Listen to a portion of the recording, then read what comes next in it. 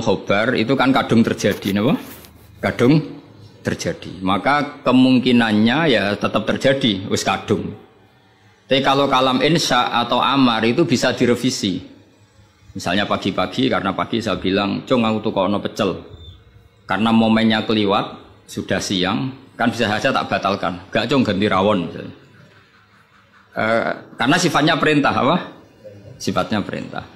Ada muqtadul hal dalam semua perintah. Misalnya Rasulullah karena lemah di Mekah, maka perintahnya itu lakum dinukum waliyadin. Ya sudah, agamamu agamaku, agamamu agamaku. Ketika Rasulullah di Madinah itu kuat sekali dan Islam tetap dilecehkan. Mau dihabisin. Nabi kena khitab disuruh ngelawan. Makanya disebut qital. Qital itu saling perang. Karena qital itu dari masdar musyarakah ya, qatala yuqatilu muqatalatan wa qitalan wa qitalan. Jadi nah itu kan berarti karena muqtadul hal, karena ayatnya bersifat apa? Perintah. Jadi eling-eling ya. Terus yang bisa nasah mansuh itu hanya di surat-surat sing di situ kalamnya insya. Insya itu bisa amar, bisa nopo nahi. Kayak dulu Nabi ketika di Mekah itu malah nggak boleh ngelawan sama orang kafir. Fa'fu anhum wasfah, harus mudah memaafkan. Tapi ketika di Madinah masih dipakai buli-bulian sama orang kafir, mau dijajah, mau dihilangkan eksistensi Islam. Lalu ada ayat turun di surat Haji, udzina lilladzina yuqataluna bi annahum zulimu wa innallaha ala nasrihim laqadir. Mereka yang diperangi. Jadi syaratnya diperangi ya. Mereka yang diperangi, yuqatalun itu diperangi, itu diberi hak melawan. Tapi tentu harus diperangi dulu. Makanya di surat Baqarah istilahnya apa? Qatilul ladzina yuqatilunakum. Perangi mereka yang merangi kamu. Ada sebagian ayat redaksinya wa akhrijuhum min haitsu akhrajukum. Boleh kamu mengusir mereka karena mereka mengusir kamu. Jadi ayat-ayat ekstrim tentang perang, tentang kekerasan itu semuanya nunggu kondisi al-mujib lidzalik yang menyebabkan itu. Boleh perang kalau diperangi, boleh ngusir kalau diusir. Jadi kowe nyetak bojo ngenteni dicereweti. Ojo ujuk-ujuk nyentak dhisik ben wedi mumpung rong diamuk. Wis karuan ra ngekeki blonjo esuk-esuk nyentak. Ayo pe ngomong apa? Oh yo sarap duduk. Wong lanang ngono kudu diobatno. Tapi nek kono wis ngamuk, lah kowe oleh nyerang. Tapi biasanya wis down sih. Biasanya wis diamuk setengah jam wis down. Sak jam setruk. Tuh kalau kata Mbah Mun kalau guyon gitu, di bojo cerewet itu baru kamari sugih. Tapi santri-santri yang di belakang bilang, "Gak mari sugih, Mbah, mari setruk." Jadi karena ilmu tentang itu enggak cukup. Ilmu ulama mana saja kalau menganalisis perempuan tuh enggak cukup. Jadi pasti banyak khilafnya. Karena itu polanya perempuan tuh enggak jelas, itu enggak bisa dianalisis. Jadi itu ilmu siapa saja bisa. Saya pernah diminta ngaji di Mbah Hamid Bedowi itu, acara haulnya Mbah Hamid. Tapi ya enggak undangan, karena saya memang jarang mau undangan umum. Ini perlu dicatat, nek sing ben ngundang istibatal ya demen kecewa biasanya. Pokoknya saya itu hanya mau pernah guru sama pernah sepuh. Itu saja sifatnya ada undangan. Saya datang terus karena saya datang terus ditunjuk disuruh ngaji, bukan undangan terus di banner itu. Kayak artis. Keribetan itu. Ya kayak seperti ini aja lah, ngaji sudah ngaji. Perempuan itu satu-satunya makhluk pangeran sing tahu membantah Kanjeng Nabi. Kalau bolak-balik cerita, jadi ning Quran ono ayat surat jadi surat Mujadilah. Tapi umumnya orang baca apa? Mujadalah. Sebetulnya itu secara nuzulul ayat lebih pas dia namakan Mujadilatun apa? Karena Mujadilatun itu isim fa'il pengganti fi'il mudhari' yang di ayat qad sami Allah qaulal lati tujadiluka. Dadi allati ing wong wedok tujadilu kang bantah sapa lati. Nah, pengganti fi'il mudhari' itu di nahwu itu isim fa'il karena zamannya sama. Fi'il mudhari' zamannya hal dan istiqbal, itu penggantinya hanya isim fa'il. Jadi kalau rajulun yadribu bisa diganti ad-daribu. Paham ya? Rajulun yansuru boleh diganti nasirun. Berarti kalau hiya tadribu bisa diganti doribatun. Makanya kalau maknanya ya qad sami'a teman-teman midanget sapa Allah kaulalati ing pengucapane wong wedok. Silailati tujadilu kang bantah sapa lati ka ing sira Muhammad. Fi zaujiha ing dalam babakan suamine lati.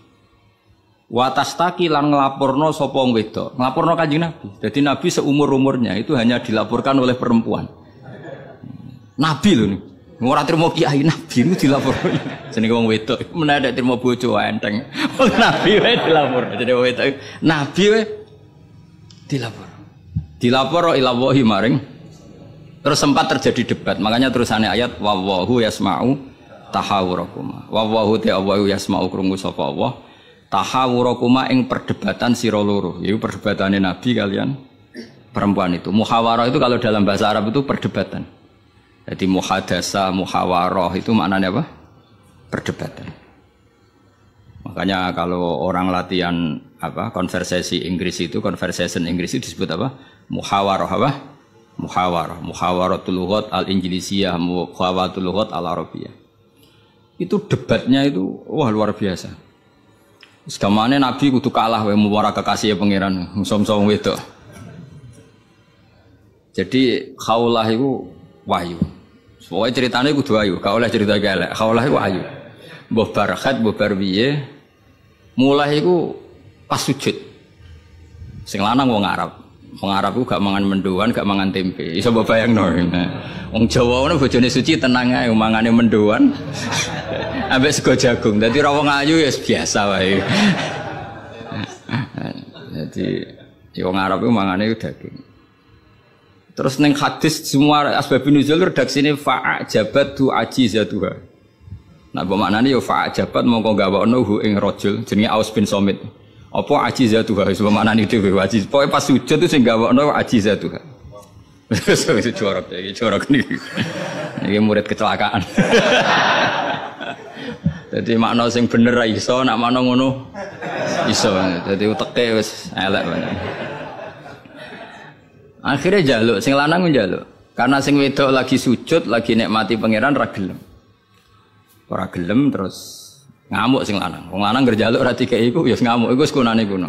Tapi nek sing mangan mendoan ngamuke rapati tenan karena ya tadi sahabatnya mesti rapati tenan. Wis akhirnya ngamuk, terus wong Arab iku ngamuk tertinggi iku muni anti alayya kadhuri ummi. Kowe berstatus kayak ibu.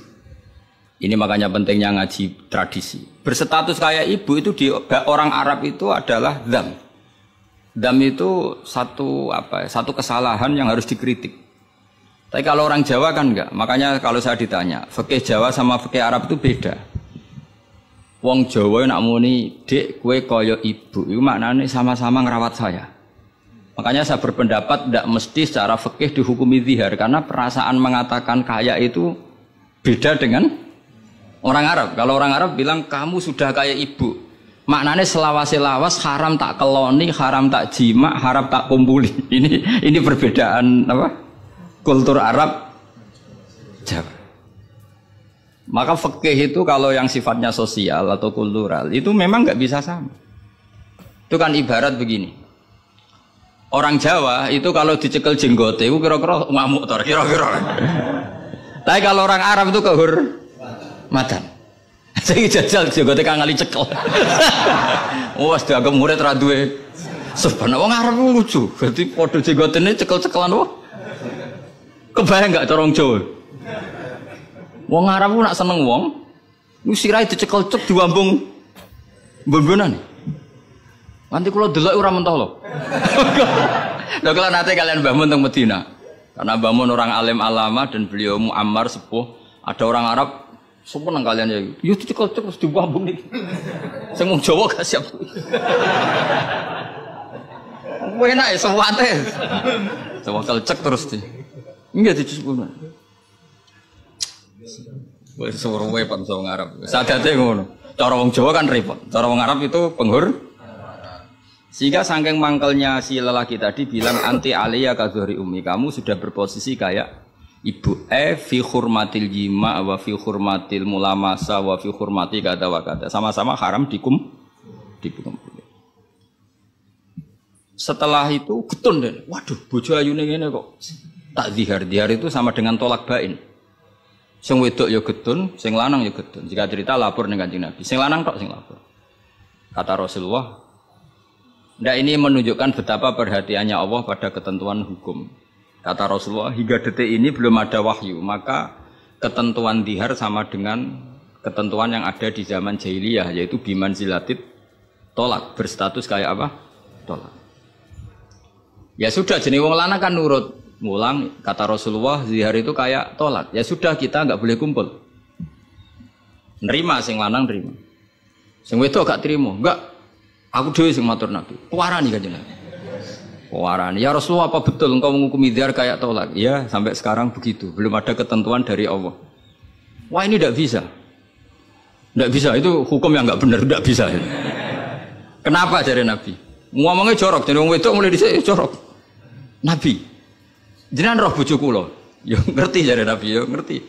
Akala syababi wa afna umri wa nasartu lahu batni, terus ayat hatta idza akala syababi terus ngomong terus enak wae sakniki dihukumi tolak. Kula riyen wayu kinyis-kinyis, sakniki wis rapati ayu. Mergo wis tuwa.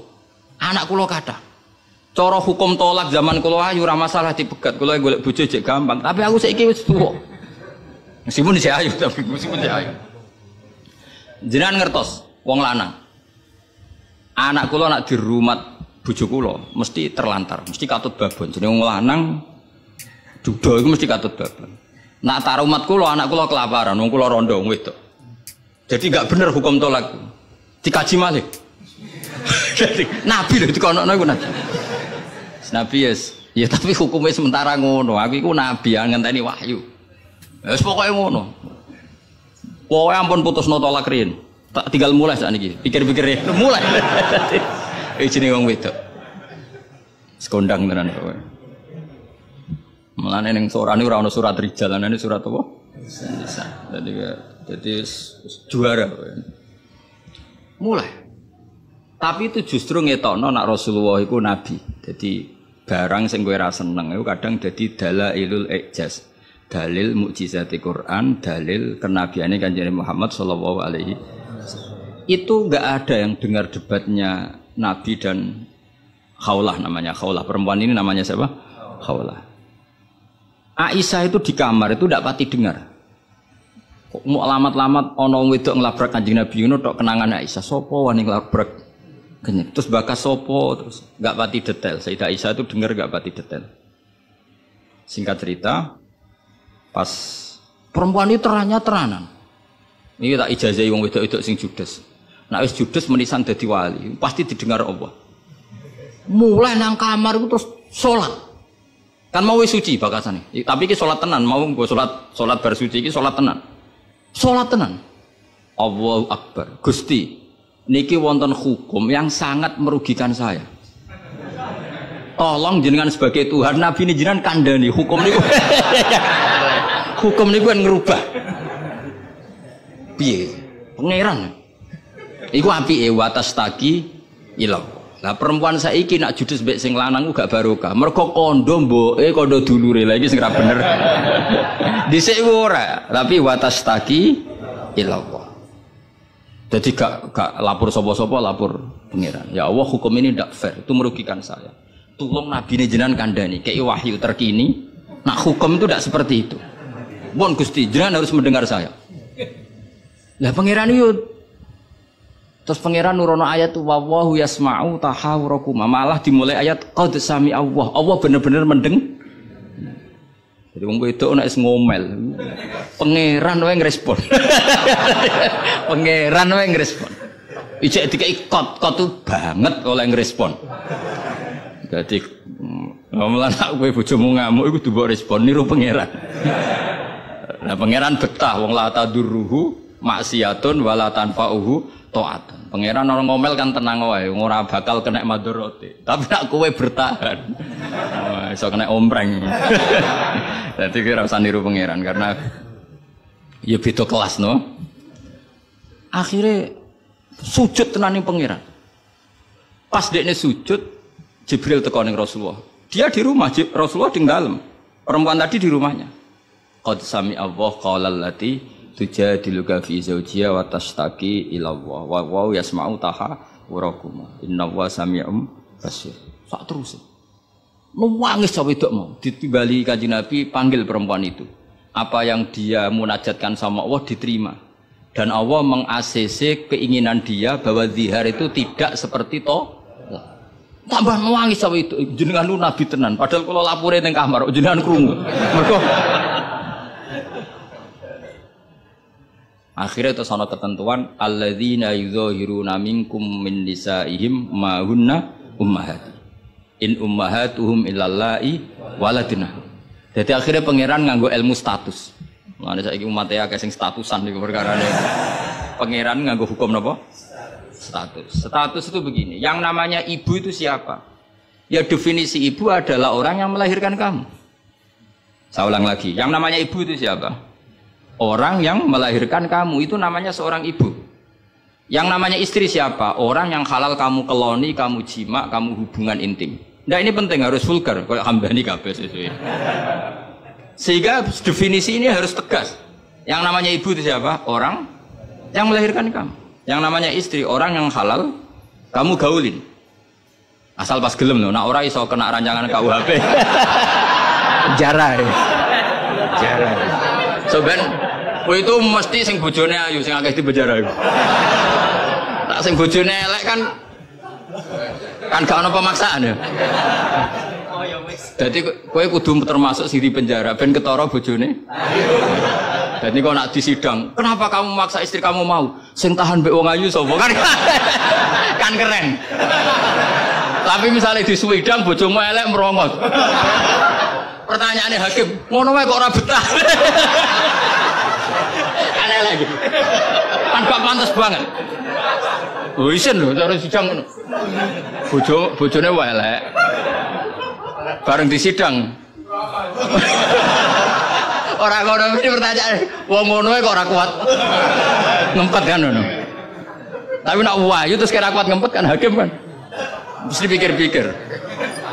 Ketoke pantes.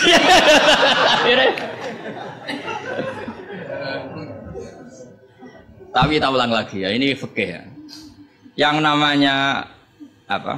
Ibu itu in ummahatuhum illallahi waladina. Mulane kan aji Quran sing tahqiq. Yang namanya ibu ya orang yang melahirkan kamu. Yang namanya istri adalah orang yang boleh kamu hubungan intim. Sehingga status ibu tidak bisa diistrikan, status istri tidak bisa diibukan. Maka karena ini penstatusan yang salah, saya ulang lagi, ini penstatusan yang salah, maka nggak perlu punya efek. Efeknya hanya dari segi sanksi kafaroh, bukan merubah status hukum. Ini hati-hati, awas kena salah. Rokok enak sekali. Sebab itu Allah oleh ketikan wa innahum la yaquluna munkaram minal qauli wa zura, menstatuskan istri sebagai ibu itu omongan sing ngelantur sing ora bener. Wong istri kok distatuskan sebagai ibu. Itu tidak bisa. Yang namanya ibu ya orang yang melahirkan, yang namanya istri orang yang boleh dijak hubungan intim. Ini kan enggak nyambung. Ya darani misalnya Hamdani semuanya ini Gus Ba iku muridku, yo stres wong ngomong ngono. Karena menstatuskan sesuatu yang enggak bener. Paham ya? Misalnya kue turunan Tunggul Ametung terus ngerasa oleh mulya timbang Habib kan ra bener wong ndok Tunggul Ametung kok ape saingan nasab sing ndok Rasulullah kan wis ora bener. Sesuatu yang enggak bener itu enggak perlu didengarkan. Maka hukumnya apa? Ya ibu tetap ibu, istri tetap istri. Soal nanti karena kesalahan ngomong hanya disuruh bayar kafarah. Tidak otomatis istri berstatus kayak ibu yang haram dikumpuli selawase lawas. Itu hebatnya Quran. Jadi omongan salah itu gak perlu didengar. Mulane nek ana mubalek atau ustaz, saya ini punya otoritas untuk fatwa, ngajine ning ndi? Wong sorope ra iso ape fatwa iku piye.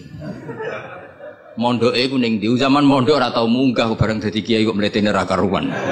Ngono kudu ditakono kanca sak kelase. Iku ngerpek ta ora terus kan. Nek ra mlete dibarno, tapi nek mlete kudu dielingno. Utawa golekno gurune. Oh, nak sekolah ngadeg terus ora tahu.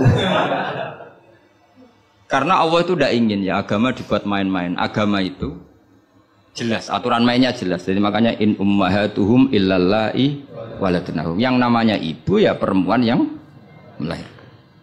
Sehingga jelas, aturan mainnya jelas. Semenjak itu Nabi mencabut tradisi jahiliyah yang menstatuskan dihar sama dengan tolak. Paham ya? Jadi hidup itu harus jelas. Sama seperti Quran juga gitu. Quran itu sakral, nggak mungkin salah. Kalau ada salah, berarti salah penafsirnya, salah penerjemahnya. Quran tetap terbebas dari kesalahan itu semua. Karena Quran itu sakral. Misalnya orang ngomong kiamat itu berdasar hitungannya Quran, itu tahun 2012. Nyatanya genane rasido. Sampai kulo sering tak SMS, konco-konco kulo sing kiai. Gus ngenteni kiamat teng pundi? Terus nang kene lho nang omahku mek ngopi ya. Kiamat kok. Ngono sing wedi yo akeh perkarane apa napa? Kiamat 2000 piro iki? 12. Nah, rencana aku ben sesuk. Wong ora melok gawe kiamat kok geger. Wong Rasulullah sing kekasih pangeran wae ndak dikasih tahu kapan. Israfil lho sing nggo trompet ngalor gitu. Kowe ora ngerti yo.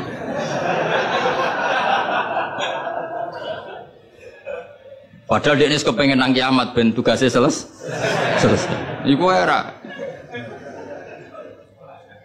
Nah, artinya begini. Barokahnya para mufassir, para peneliti Quran. Itu enggak mungkin tafsir yang diutarakan ulama itu enggak detail, itu enggak mungkin. Karena ya ini perbandingannya. Sayyid Muhammad sampai Sayyid Alawi, Sayyid Abbas sampai Sayyid Zaidi Dahlan sampai Syekh Khotib Minangkabau, saya semuanya itu detail sampai iki Quran iki turun pas Nabi teng dalem, iki Nabi pas tindakan. Iki Quran turun pas dalu, iki Quran turun pas rino.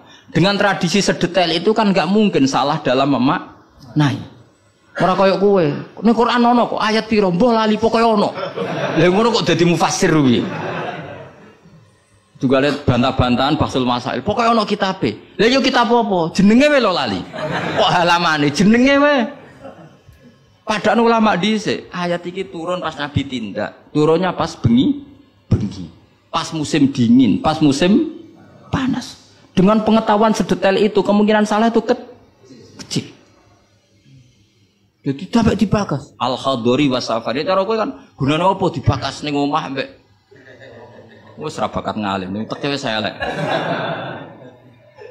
Sajane kan iso ditebak, misalnya ngene, kowe tukaran mbek bojo ge apaan? Setengah tahun sangka kawin ini salamat. Umur-umur bulan madu kok wis tukaran. Tapi nak wis sering tukaran mbek bojo sering jok piro bar 10 tahun. Normal iku. Jak melarat 10 tahun wis bosen. Dadi pancen wis wayahe brontak. Kan orang kan bisa diukur ngamuke kapan. Misalnya aku bertukaran mbek bojo, Gus. Kawin perang dino seminggu. Wah, salamat. Al bidayah lahian nihaya wong kawitan umur-umur bulan madu kok wis tukaran, tapi nak bar 10 tahun itu kesunatan cara kuwi. Sing kuat dijak melarat. 10 tahun iso. Nak kuat ya bojomu kelainan, wis kelainan. Dadi iso diukur, tunggale ngiyai. Ngiyai semangat. Iku mesti ngiyai pertama setahun rong tahun. Nunggu wis suwi mesti wis biasa. Perkara wis bosen, semua keinginannya agak kesampaian. Pas latihan kiai kan bayangno masyarakat nurut kabeh, ngaji kabeh. Barang puluhan tahun masyarakat tetap biasa-biasa wae. Sesuai kan style kendo. Jebule padha wae. Nek semangat pertama mesti semangat. Nah takon imam masjid itu semangatnya mau pirang bulan. Buang den istiqomah jamaah, jebule reaksine tetap soft awal tok. Tambah istiqomah tetep ae soft awal, malah kadang merotoli. Sesuai mesti mikir, tak rewangi ngene yo. Reaksi publik ya panjat, sesuai mengendorkan diri. Akhirnya gawe wakil. Ya wakil sesuai mulai dimamil santri ya sesuai santai. Iku sing bener, mulai bener ya iku. Mergo tambah semangat mesti tambah kecewa, ora kok tambah. Makanya itu uniknya Quran, ketika Rasulullah terlalu semangat itu malah mbek pangeran didhawuhi la'allaka bakhiun nafsak. Muhammad kowe aja terlalu iku menggebu-gebu oleh dakwah. Mergo untuk iman ora iku wis iku urusanku, sementing kowe dakwah standar kowe. Aja sampai bakhul nafsak rusak awakmu dhewe. Tapi nak kanggo kiai pemula enggak baik niru saya. Saya itu terlalu rileks. Kiai pemula CN dan semangat ben duwe status mong. Nah, kalau kan statusnya saman lah. Semangat terus semangat terus mohon aman lah pokoknya. Jadi akhirnya pangeran sakit kanjeng Nabi karena terlalu apa? Tapi itu justru nunjukno Rasulullah betapa sangat mencintai umatnya. Beliau tersiksa kalau orang tidak dapat hidayah. Sampai la'allaka baghiun nafsak, sampai kata mufassir muhlikun nafsa. Nabi hampir tarodda anil jibal. Sampai pernah berencana cuek lah. Terus sampai Allah dikandani, sudahlah masalah hidayah itu saya. Laisa 'alaika hudahum walakinna wa yahdi may yasha. Sudahlah kamu ngaji saja, kamu dakwah saja, tapi tetap laisa 'alaika hudahum, itu tidak wilayah Anda untuk memberi hidayah. Terus kalau nanti ngaji wae. Ada muni ngene. Aku pengen ngaji ning Damaran terus sing tak ulang alim kabeh, demen setruk ben nek niat. Oh mesti kecewa. Ayo paling sing paham piro, ayo ngaco. Ayo ngaco tak tes. Tapi nak targetnya gak mahamno, supaya ngaji, silaturahim, guyon bareng, bar mulai, bar terus. Wah mesti ra ngarah kecewa. Mau takoki wong, ngaji Gus Pak, ya ngaji. Piye keterangan wis pokoke apik. Baleni ra iso iki lho rekamane. Ayo kelakuanmu ngono to, kira-kira. Jawab. Ayo jajal tanpa rekaman baleni. Nek ra ngelantur. Lah misalnya terus kiai ini diambisi ngaji muridnya paham. Kira-kira demen kecewa ta? Lah bojo yo ngono tak wari. Ana wong kepengin bojone sholihan, riman, ra bantah. Demen kecewa. Kowe iku sapa? Wong mbok cukupi wae jek bantah mun ra mbok. Sokoke ditarget bojo iku penting wedok, nak salat madhep ngulon. Ya wis kok. Iku mesti gak gampang kecewa. Lho kula es kiai, bojo kula yo ning. Ya aku narjetno bojo pokoke urip, salat, seneng. Berarti ra usah bayangno teko lunga disambut, terus digodhogno banyu nggo teh, mbok disiramno ya ora. Demen kecewa, apa? Demen kecewa. Pokoke anggar teko takoki, jek urip, Dik. Alhamdulillah bojoku isek. Misalnya kok minggat mulai, Mas aku semula nang wong tuaku. Melok kowe yo melarat atau melok wong tuaku. Alhamdulillah Dik ge cerdas. Tahu sing pantes dieloki. Jan cara hukum melok wong fakir iku kebodohan. Melok wong tua sing sugih itu kepintaran. Tanggapi secara ilmiah. Kok ngergoni wong lanang ujug-ujug mulai ndak ini? Kamu punya istri yang menghormati ilmu. Di mana-mana melok wong fakir ora enak. Melok wong tua sing sugih iku enak. Berarti bojo pinter ta goblok? Pinter. Jadi sing syukur. Alhamdulillah Dek kok pinter. Kowe genane melok aku fakir 5 tahun aku ya jagal. Wong kok gobloke ngono. Jadi jek mulai iki. Lah misale ki dirafa. Wis Mas tak rafakno Mas, aku pegat Mas ngene-ngene. Ya ngomongi ngono. Nak pancen kowe entuk sing luwih apik timbang aku. Ya piye meneh. Tapi iku kan barang sing ora mesti. Sing karuan mesti iku ya aku iki wis bojomu. Terangno. Mengejar barang ra mesti iku bahaya. Terangno. Tapi nak bojo jawab ngene. Fakirmu wis mesti. Sugihmu ke depan ora mesti. Nak adu al yakin la yuzalu bisak. Baru saiki malah ngaji usul fikih. Ngaji kaidah fikih al yakin la yuzalu bisak. Semalah debat. Tapi intinya gini ya, dari mengerti seperti ini, kemungkinan para mufassir salah dalam mengartikan Quran itu kecil. Karena hadori Nabi di dalam untuk wahyu itu roh niteni. Mulanya Aisyah radhiyallahu anha, itu ngerti banget Nabi nantok wahyu. Kenapa tahu? Ketika ayat Baro'ah, terbebasnya beliau dari tuduhan apa? Zina dengan Sufyan ya, Sufyan al-Mu'attal itu Nabi itu fiyaumin syatin di hari yang sangat dingin, musim dingin. Di Arab itu kalau musim dingin itu ada salju. Umumnya wong musim dingin kan buatan keringetan Kang Ali. Umumnya wong musim dingin buatan apa? Keringetan karena musim dingin. Iku Nabi kalau saking untuk wahyu, saking paniknya, saking beratnya wahyu itu wa innahu la yatafassadu araqon, kenangane Sayyidah Aisyah. Beliau itu bercucuran keringat, padahal fi yaumin syatin di hari yang sangat dingin. Sehingga Aisyah tuh kaget. Wah, berarti Nabi untuk wahyu. Ternyata wahyu itu adalah pembebasan Sayyidah apa? Aisyah dari segala tuduhan apa? Zina. Kayak apa ulama itu? Sayyidah Aisyah meriwayatkan itu, ini ayat turun di musim dingin dan Nabi sampai keringetan begini. Jadi detail peristiwanya tentang hadisul ifki. Rawinya seorang Sayyidah Aisyah di rumah Abu Bakar, ditunggoni ibunya Umi Ruman. Itu detail. Kesalahan itu kecil sekali. Bayangkan kalau tafsir itu diomongkan orang sing pokoknya ono ayat piro boraro. Bareng roh wis terjemahan. Sing nerjemah dhewe ra wong alim. Sing umate akeh ya wong bodoh kabeh anut. Terus otoritasnya itu di mana, Bayangkan ulama dulu wis alim, diuji oleh orang alim, dia murid alim, dikontrol oleh orang alim. Imam Bukhari itu diakui orang alim setelah diuji 100 ulama ahli hadis. Itu lagi lolos. Saiki ora, wong bodoh kabeh ngaji, iku niate ngaji mau golek barokah ora golek paham. Mergo wis ngerti nek ora bakal paham. Dadi akhirnya ya realistis ae. Takoki kenapa ngaji sing untuk barokah. Semangkone kok nguri ora paham. Mau kenangane ngajine rame, wis ngono tok. Mbak sapa mbah kok nguri rapati krungu. Padahal umpama ngarep lah ya padha ae rapati paham. Dadi mulane nek rapati paham kok nguri ben alasan nek ora paham. Tapi ngaji ilmu sama ulama dulu tuh ora paham ora iso. Wong dites. Imam Syafi'i itu ngaji Imam Malik itu dites. Maca muwatta sik disinaoni sik lagi ngaji Imam Malik. Sik dites. Sufyan Ats-Tsauri nate ngetes Imam Syafi'i ngene. Cara kowe mesti gagal. Tes-tesane ngeten. Ada Sufyan Ats-Tsauri, ada Sufyan bin Uyainah. Ini ulama-ulama seniornya Imam Syafi'i. Ya Syafi'i nanya lo ya jangkar karena lebih senior. Ma maknal hadis la tuharriku tayra atau atiron la tuharriku at-tayra min wakanatiha. Sebagian riwayat min makinnatiha. Manuk iku aja mbok obahno sangka kurungane.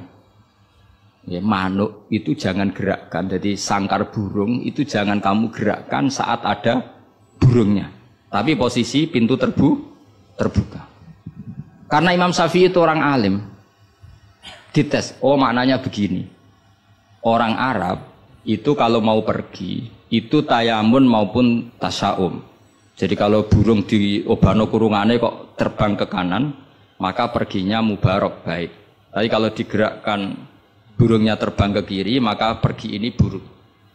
Nabi melarang itu. Nabi melarang umat Islam punya penyakit tatoyur. Tatoyur itu apa? Menggantungkan nasib dengan toirun burung. Makanya di surat Yasin apa? Innama toirukum ma'akum. Jadi apa? Paham lagi ya? Jadi orang Arab itu apa? Corong Jawa itu apa? Adu nasib, mengundi nasib. Kalau orang Arab pakainya apa? Burung. Nah, orang Jawa kan cecek. Misalnya cecek ceblok. Wah, alamat elek ra sida lunga. Padahal sing mesti kan ceceke hati-hati, sing mesti nganti. Tapi wong Jawa nafsire kan cecek ceblok, iku berarti celaka ya. Sing celaka ceceke ta wonge sing ape lunga. Tapi cara Jawa ora ya. Ape lunga ana cecek ceblok gak sido jare alamat apes. Padahal cecek tiba sing mesti kan siji gak hati-hati. Nomor loro iso wae dene latihan jumping. Ane latihan uji apa? Uji nyali. Nah itu Imam Syafi'i itu paham betul. Adatul Arab itu kalau mau pergi itu menggerakkan sangkar burung yang ada burungnya. Kemudian kalau terbang kanan alamat baik, kalau kiri alamat buruk. Lah Rasulullah itu melarang itu. Makanya terus ngendikan la tuharrikut tayra min makinnatiha. Akhirnya terus kata Sufyan bin Uyainah, ya Aba Abdillah, qad ana laka an tuftiya, kamu sekarang berhak fatwa karena sudah alim. Terus sing ditakoki kowe, aja geman ya manuk mbok obah-obahno. Kurang pegawean tas putih. Karena uteke wis ora sambung. Lah ya cung aja geman manuk ning kurungan mbok obah-obahno. Mesti jawab sampean, kurang pegawean tapi kok manuk apa? Tapi Imam Syafi'i tahu betul maknanya adalah apa? Rasulullah tidak ingin orang menggantungkan nasib dengan pergerakan burung. Dan itu adatnya orang Arab dulu-dulu. Makanya no inna tatoyarna. Jadi tatoyur itu maknanya apa? Menggantungkan nasib dengan melihat arah terbangnya apa? Burung. Mulane diarani toir. Toir itu dari kata toirun, apa? Burung yang terbang. Kontrol terus nanya. Jadi kalau sampean tanya, kenapa ini dipelajari? Khadori, Safari, Laili, Nahari, Saifi, Sitai. Dengan otoritas seperti itu, maka kemungkinan ulama salah itu kecil. Karena jadi misalnya gini, Rasulullah itu suka dahar daging. Ya sudah, kita tafsirkan hanya ada momen di mana Rasulullah itu suka dahar daging. Rasulullah itu sering lapar, ya maksudnya ada momen yang Nabi itu milih lapar. Rasulullah itu suka dahar, ya ada momen yang Nabi itu suka dahar. Tanpa itu nanti makna hadis itu kacau semua. Apa? Kacau semua. Karena makna hadis itu otoritasnya itu terserah kita. Maksudnya terserah kita gimana? Misalnya begini, awas rungono, awas sekali salah setengah kafir. Mesti kafir swasta, betul kafir tenan. Nggak, coba misalnya begini, enggak ini saya bedai. Wes akang alillah sekali alhamdulillah. Ittaqu waha, kena makna nih, coba enggak jawab saja. Ittaqu wa dia sira kabeh. Takutlah sama Allah. Dengan cara apa coba? Wah, aku be Allah wedi terus kabeh melayu menghindari Allah. Tapi lafaz yang sama dipakai ittaqun nisa, takutlah sama perempuan, sama istri. Serius, wis takut ora usah dikongkon wis takut. Ada lagi misalnya nyon sewu ittaqul hayyah, kamu takutlah ular. Ittaqul faqra, takutlah sama kefikiran. Sama-sama kalimatnya takut, tapi tetap proporsional sesuai makna yang terkait. Ittaqullaha bitaat, takwalah Allah dengan melakukan taat. Justru takwa kepada Allah itu kita harus menuju Allah. Ya saya ulang lagi ya. Takwa kepada Allah itu justru harus menuju Allah. Sehingga monggo mriki, tafadhol mriki. Mboten niki sapi. Ini saudara antum ini. Ya saya ulang lagi ya. Lafaz itu akan proporsional sesuai konteksnya. Dan ini para pendengar harus tahu. Misalnya saya ulang lagi ya. Ittaqullaha, takutlah kepada Allah. Apa artinya kita menghindari Allah? Kalau kamu takut ular, takut perempuan cantik, kena fitnahnya harus menghindar. Kalau takut Allah, kalau menghindar kan malah salah. Makanya di Quran ada ayat gimana? Wa dzannu alla malja'a minallahi illa ilaih. Ada 3 sahabat yang melakukan kesalahan, yaitu takhalluf anil jihad. Beliau terlambat mengikuti perang Tabuk. Singkat cerita dineng Kanjeng Nabi sampai 50 hari. Semua sahabat diperintahkan Nabi jangan omongi dia. Hujron dineng. Sehingga ketika dineng itu mereka sudah selesai hidupnya. Ini disebut wa alas salasatil ladzina khulifu hatta idza daqat alaihimul ardu bima rahubat wa dhannu, saat terusnya itu sampai wa dhannu alla malja'a minallah illa ilaih. Ketika dineng Nabi, dineng sahabat, wah entek uripku. Bareng ngrasa entek uripe terus beliau iktikaf di masjid, bahkan menyancangkan diri, mengikatkan diri di tiang masjid, dan dia berjanji semua hartanya diamalkan, semua hidupnya diibadahkan, dan dia mengira sudahlah saya tidak bisa lari dari Allah kecuali menuju Allah itu sendiri. Jadi unik kan, takut Allah itu artinya apa? Justru harus mendekat. Kamu takut kiai, semua kiai kita hormati. Kita hormat sama Mbak Arwani, Mbah Mun, hormat sama Mbah Hasyim Asy'ari. Tapi hormat kita, takut kita malah kalau ada kiai ngaji kita mendekat. Tapi kalau takut ular kubra, harus lari. Nah, sama-sama kalimatnya takut. Nah, bayangkan kalau makna di Quran seperti ini tidak oleh ahlinya, betapa salahnya. Sama-sama kalimatnya takut. Nah, tapi dengan banyak pengetahuan yang musalsal ila Rasulillah sallallahu alaihi wasallam, kita tahu proporsi ittaqun nisa kayak apa, ittaqullah kayak apa, ittaqul hayyah kayak apa. Cinta juga gitu, cinta kepada Allah kayak apa, cinta kepada Rasul kayak apa, cinta kepada perempuan kayak apa, cinta pada teman kayak apa. Semuanya redaksinya juga hub, mahabbah. Tapi orang akan proporsional. Makanya ulama itu kalau ngendikan lafaz yang sama itu ditafsiri beda-beda. Misalnya gini, yang paling terkenal. Nak kira atau krungu ya kebangetan. Inna waha wa malaikatahu yusholluna 'alan nabi. Wassalat minallah ar-rahmah wa minal malaikah istighfar wa minal adami tadarruun wa du'aun. Coba Allah itu kan di atas Rasulullah Muhammad. Apapun hebatnya Kanjeng Nabi kan di bawah Allah. Berarti Allah di atas Kanjeng Nabi. Maka ketika ada ayat gini, Inna Allaha saat temani Allah Ta'ala yusolli misalnya. Maca sholawat sapa Allah. Masa macane sholawat Allah muni ngene. Allahumma sholli ala Muhammad. Lho Allah dhewe kok muni Allahumma terus piye kan gitu. Paham ya? Tentu redaksine Allah ya usolli ala Muhammad. Saya menambahkan rahmat kepada ya langsung jadi usolli ala Muhammad azidu alaihi rahmatan. Saya menambahkan dia tak kasih rahmat. Wa minal malaikati istighfarun. Ketika seorang malaikat disebut membaca sholawat kepada Nabi, artinya malaikat memohon kepada Allah supaya menambahkan sholawat atau istighfar. Nah kita ini kan wong sombong. Kita semua ini nak wong sombong, nak dongakno Kanjeng Nabi, wong kowe dhewe nasib ora jelas kok dongakno wong sing jelas. Ya demen diguyu malaikat. Ya Allah, tolong ya Rasulullah itu jenengan sakake ini nak ora bahaya kafir iku.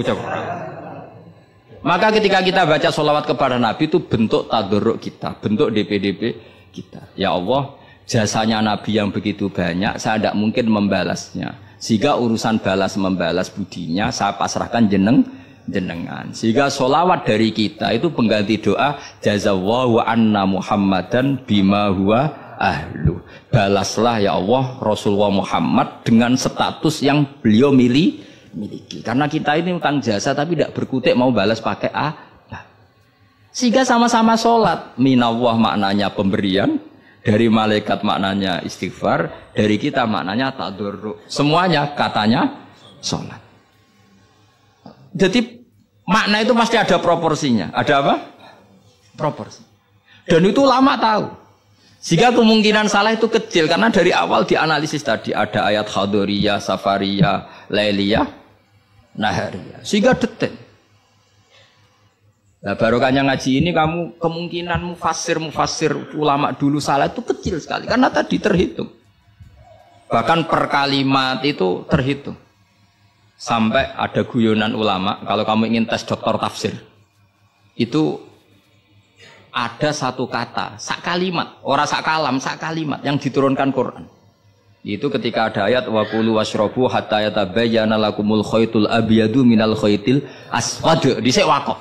Minal aswad itu waqaf. Sehingga sahabat itu kalau bulan Ramadan, kalau malam-malam dulu kan tidak ada listrik. Itu di pintunya Kang Ali, di pintunya itu dikasih benang hitam sama benang merah. Jadi agar jimak bojone didelok. Orang ketok aja oleh berarti kan gitu. Kok orang ketok aja oleh. Mangan ya gitu, mangan tangan mangan nginceng neh. Oh, orang ketok berarti. Karena ukuran menjadi gak boleh makan minum itu apa? Sehingga benang hitam terbedakan dari benang putih dalam pandangan mata. Ya begitu terus. Ketika Rasulullah dilapuri itu, dilapuri wong salah paham mau do masang apa? Benang. Menawa santri sing nakal benange cilik ben ketok-ketok. Nah benange gede kan gampang ketok. Akhirnya Jibril teko. Ora ngono mat maksude umatmu salah paham. Iki aja ana sak kata surung tak turunno minal fajr. Dadi minal fajr itu satu-satunya contoh ning Quran sing turun mau sak kalimat tok. Dadi Jibril kok langit medhun ning bumi, iku mau nggawa minal fajr. Ya sakake ya dong kok langit tok bumi mau nggawa apa? Minal fajr. Iku Jibril mau turun apa? Minal fajr. Satu-satunya contoh Quran turun mau sak nopo? Sak kata, sak kalimat. Ora kok apa? Sak kalam ra musnad sampai musnad ilah. Saya teruskan malih ya. Jadi kemungkinan para ulama salah itu kecil karena tadi sanadnya musalsal ila Rasulillah sallallahu alaihi wasallam. Sampai ketika ayat itu dibaca Nabi saat di rumah Sayyidah Aisyah, temanya adalah pembebasan Aisyah dari tuduhan apa? Zina. Terus peristiwanya sama siapa, tuduhannya siapa, yang menuduh siapa, itu detail sekali. Yang menuduh adalah orang-orang munafik. Terus Sayyidah Aisyah tersiksa karena omongannya si A, si B. Ini detail sekali. Nah, barokahnya detail itu kemungkinan salah itu kecil.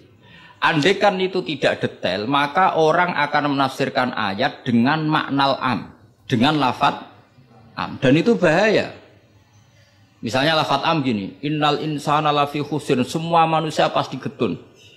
Mosok Rasulullah masuk lafadz innal insana, masa para nabi, para wali masuk innal. Tapi kalau kamu tahu bahasa Arab kan, alil ahdi, al itu untuk makna takrif. Orang tertentu yang kelakuannya tertentu itu lafi khusri. Sehingga proporsional. Apa Makanya ketika ada ayat misalnya gini, wa anni faddaltukum alal alamin. Bani Israel didawi pangeran, saya memuliakan kamu di atas seluruh penduduk dunia.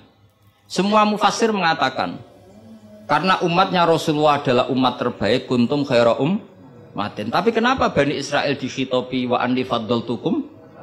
Oh begini, ala alami zamanihim apa? Ala alami zamanihim. Bani Israel adalah penduduk terbaik di eranya atau di masanya. Kenapa begitu? Karena ada al. Apa? Ada?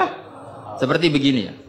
Mbak Arwani itu yang terbaik di eranya. Tentu beliau kan nggak akan merasa lebih baik ketimbang Mbak Munawir karena gurunya.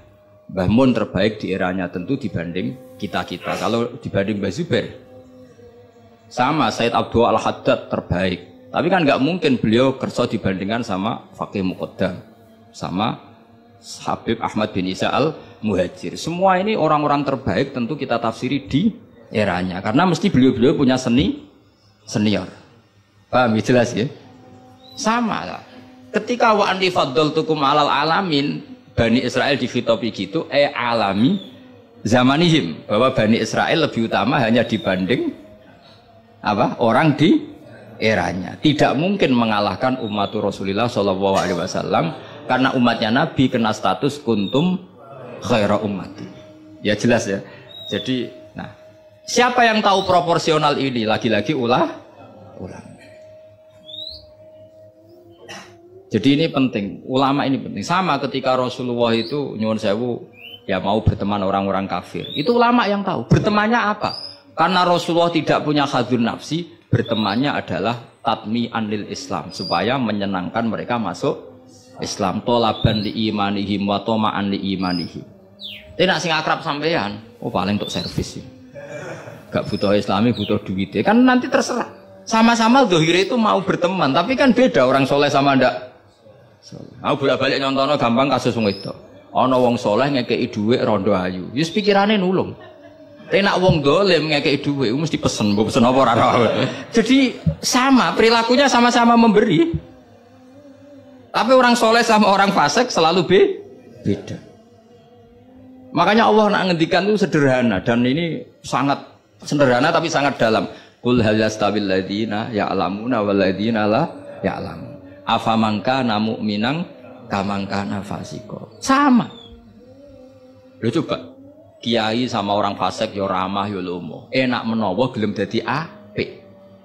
Antar wong fasik yo sayang yo lomo, ben kena dadi anak buah, ben gelem ngedaro narkoba. Lomane bodoh, pemberiannya sama. Sing kiai memberi ben orang ini jadi baik, sing bandar narkoba memberi ben gelem dadi anak buah. Memberinya sama. Perhatiannya yang beda apa? Niatnya, karena tidak akan sama. Afamangkana mu'minang kamangkana fasiko. Lah saya ingin Quran itu dibaca seperti ini sehingga kualitas maknanya terjaga. Karena bawa koyok kue terus diterjemah, apakah orang mukmin sama dengan orang fasik? Jawab tidak. Itu bangunnya apa ujian masuk madrasah aliyah. Bocah orang karu-karuan, paham itu. Jadi sing detail ya, ngaji Quran sing detail. Jadi afamangka namu minang kamangka nafasi. Makanya Rasulullah nanti ngendikan, dan hadis ini saya pegang betul. Jangan geman salah faham sama orang soleh yang alim, karena motifnya pasti kebenar, meskipun dohirnya salah. Terus Nabi ceritakan, habrun min ahbari Bani Israel, dulu itu ada orang alim dari Bani Israel. Itu orang soleh sekali, alim sekali. Tapi ketika beliau sedekah itu dikasihkan sama maling. Fatahat dasan nas, orang geger, orang alim sedekah mbek maling. Kemana? Kang Ali santri ra dikai malah maling.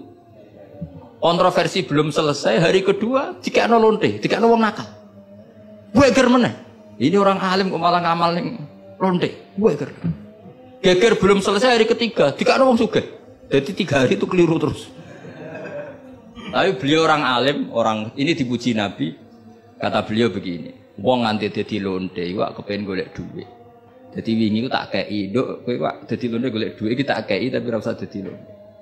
Fala Allah antas ta'ifa, saya memberi itu supaya dia enggak jadi nakal. Beda enggak ambek wong fasik sing ngekeki duit. Ayo beda ta ora? Ora. Terus yo pesantren. Terus copet itu dikasih, ditanya. Kenapa kamu ngasih copet? Lah ya copet nganti nyopet golek duit. Cung ora usah nyopet ya dina iki tak kei. Biasane sedina untuk piro cung misale? Ya 500.000 wis kei 500.000 ora usah nyopet. Artinya apa? Sama-sama bentuknya itu ngasih, tapi motivasinya B. Sing paling sinis terakhir, wong sugih dikai. Wong sugih ya bingung, "Mbah ya iku lho sugih mbok kei dhuwit." Lah nganti kowe medhit, iku ora saking senenge dhuwit tak tambahi. Akhirnya isen sugih. Makanya masyhur itu. Jadi artinya gini loh, wong alim ora iso dipadakno wong. Makanya ketika Rasulullah SAW berteman dengan Nasara Najran, sampai Nasara Najran sowan ke Nabi konsultasi tentang agama. Terus bagian riwayat Nabi menghormati mereka. Itu beda dengan kita. Kita seperti itu nggak boleh niru-niru amat karena konteksnya beda. Kekuatan kita, iman kita dengan Nabi itu beda. Tapi tetap ini menjadi hukum. Siapapun boleh menganalisis sesuai pahamnya masing-masing. Tapi tetap beda. Saya ulang lagi, tetap beda. Karena tadi, misalnya ada orang alim, soleh, terus senengannya mulang rodo-rodo ayu. Ya kita harus sesuatu. Paling banter, songko bodoh jadi pinter. Songko nakal jadi solihah. Songko kedonyan jadi eling akhirat.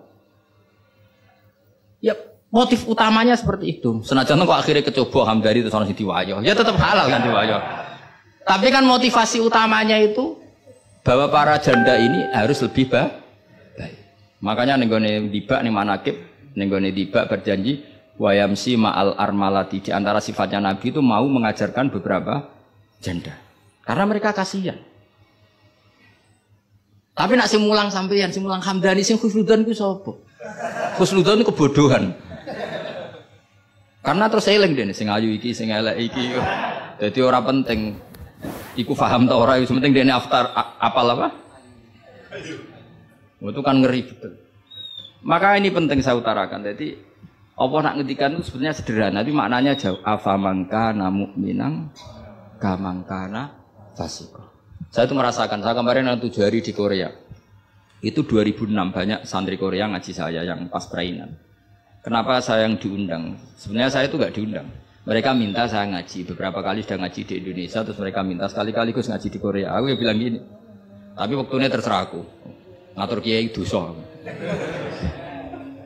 Nggih Gus, pokoke terserah jenengan. Mereka mintanya 1 bulan di Ramadan. Bangunnya pondokku pokoknya tutup. Kiai sewa kira. Sakulan Ramadan bisa. Akhirnya saya minta seminggu saja. Uniknya apa setelah saya di Korea? Tahun 2006 tukang Ali Imran itu mereka ngaji saya di Jogja. Delalah saya pas nerangkan ayat ya ayyuhalladzina amanu alaikum anfusakum la yadurrukum man dhalla idza tadaitum. Wahai orang-orang yang beriman, jaga diri kamu secara baik-baik. Setelah kamu menjaga kebaikan kamu, setelah kamu menjaga iman kamu, setelah kamu menjaga konsisten istiqomah kamu, la yadurrukum man dhalla idza tadaitum. Orang sekeliling kamu sesat enggak masalah. Kamu hidup di Jakarta enggak masalah, di Hong Kong enggak masalah, di Thailand enggak masalah. Yang penting kesehatan kamu terjaga. Itu mereka terinspirasi. Itu satu-satunya ayat Gus yang menjadi kita nyaman hidup di Korea. Ustadz-ustadz di sana merasa nyaman. Enggak apa-apa kita dikepung orang ateis, dikepung orang macam-macam. La yadurrukum man dhalla idza tadaitum. Akhirnya dikenang. Nasihat saya itu dikenang. Akhirnya mereka sepakat ngundang saya semua guru-guru terus tak ijazah itu. Ya sudah, Korea itu bumi ateis. Bumi di sini tuh nangis semua karena lama enggak dipakai sujud. Padahal lakal hamdu mil'us samawati wa mil'ul ardi, bahwa memuji Allah itu harus memenuhi langit dan memenuhi bumi. Nanti kalau orang Korea enggak ada orang Indonesia, bumi ana sing lodang. Jadi didelok malaikat kok dhuwur, ini kok lodang karena enggak ada yang sujud. Tapi baru kayak dikepung TKI 49.000. Dan itu separuh lebih sholat. Sholatnya keren pisan, kadang ning Thailand, kadang ning gone. Karena kalau pas kerja itu waktu sholat disamakan waktu jeda 5 menit ke kamar mandi. Jadi rata-rata sholatnya itu pas di kamar mandi. Lucunya kalau mereka sedang baik nawani gini, apa tak belikan patung juga? Karena pernah ada orang TKI sholat itu dincengin ngisor dulu. Mereka aneh, ada sembahyang kok tanpa patung. Karena tahunya mereka ya namanya sembahyang pakai. Jadi betapa mereka nggak kenal sekali sama Islam. Dan itu pertama kenal barokahnya orang-orang Indonesia. 49.000. Nah sekarang udah bikin masjid, udah apa, terus ada yang ngontrak masjid. Jadi masjid itu unik. Kadang lantai 1 gereja, lantai 2 bar, lantai 3 masjid. Jadi saya pernah ngaji beb itu mau ke masjid ngelewati gereja dulu. Jadi masjid gambarnya salib. Karena yang di bawah itu gereja. Lewat situ. Lantai 2 bar. Bar itu lantai 3 masjid. Kadang balikannya masjid dulu bar. Jadi ya nguji iman betul. Teman saya ada yang cerita, saya pernah Gus mau ke masjid, lantai 2 bar sudah kan masuk setengah. Ke masjid apa di sini aja ya?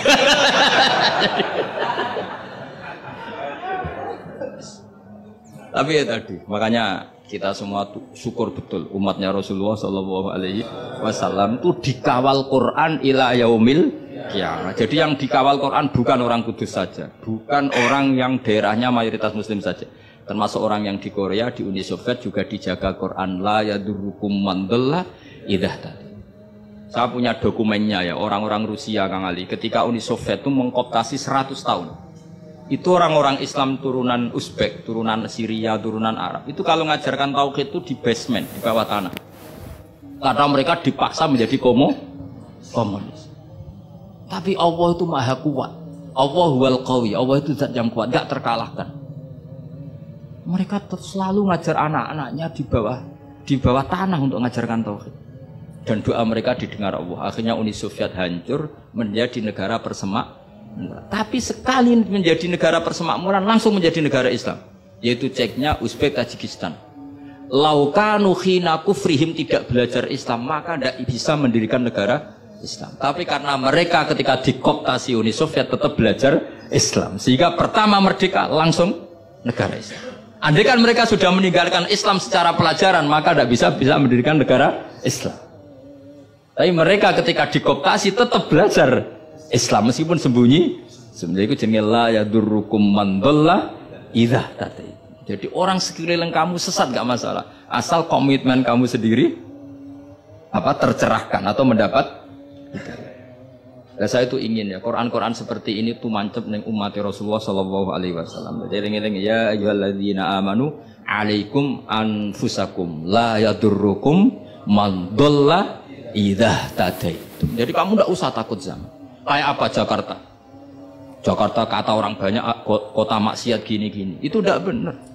Banyak orang-orang alim. Siapa yang nggak ngerti Habib Mundir di era modern? Sampai Majelis Rasulullah besarnya juga di Jakarta. Siapa yang nggak ngerti keluarga Kuitang?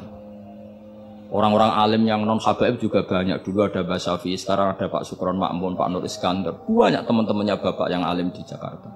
Santri saya yang Jakarta ya banyak. Muhibin saya Jakarta ya banyak. Karena ketika orang itu baik, itu la yadurrukum man dhalla idza tadi. Uni Soviet kayak apa dikjayanya. Ketika mereka hancur, malah mereka akhirnya yang hancur dan berdiri negara-negara persemakmuran dengan asas napa? Islam. Jadi kowe ora usah kuwatir, wah iki negara Indonesia rusak tauhid kudu dihancurno. Wah, apa-apaan gak tau ngaji, yakin gak tau ngaji. Agama ini akan dijaga Allah ila yaumil kiamat. Jelas dawe Nabi la tazalu ta'ifatun min ummati zahirina 'alal haq la yadurruhum man khalafahum. Sebagian riwayat la yadurruhum man nawa'ahum. Agama ini kata Nabi selalu umatku ini ada pembela-pembela kebenaran ila yaumil kiamat kata Nabi. La yadurruhum man khalafahum, dan umatku yang bela kebenaran ini tidak akan terkalahkan oleh orang yang menentang mereka. Dulu ketika kita kecil, pengajian kudu lapor Polres, mubalake di data, dia bener riyen. Saniki pengajian rasa diundang polsek ora bedanya kan jauh sekali. Dulu kan kayak kesulitan, sekarang kayak apa? Padahal kualitas ibadah kita mungkin hebat, udah mungkin mesti hebatnya wong dhisik-dhisik. Tapi agama ini dijaga Allah. Nah cara kiai-kiai sing tasawuf dhisik digawa Imam Ghazali, Syekh Abdul Qadir Jilani. Iku agama mlaku. Berhubung agama diurusi pangeran, saiki digawa mudin ya mlaku. Mergo sing ngurusi pangeran. Cara sing ngurusi manusa agama iki wis tutup. Mergo sing gawa trimo mudin. Tapi berhubung dijaga pangeran, sing gawa rodok-rodok pidol wis tetep mlaku.